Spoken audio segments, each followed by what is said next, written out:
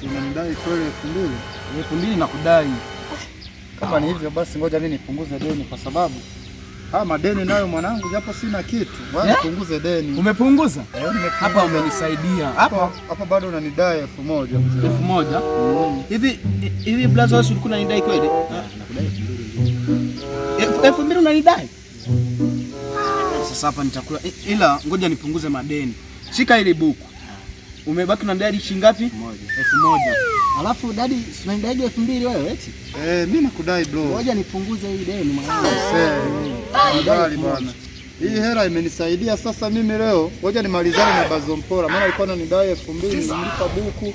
Ngoja nimalizie deni bwana mdogo. Umemaliza? Hapo nimemaliza na hisa tudai yangu. Haka nikienda kununua hata robo ya unga. Ila afu na wewe unanidai? Nimemaliza. Nimemaliza tudai yani. Yaani hapo deni sidaiwi. Alafu hadi nilikuwa nadai 1000 eti.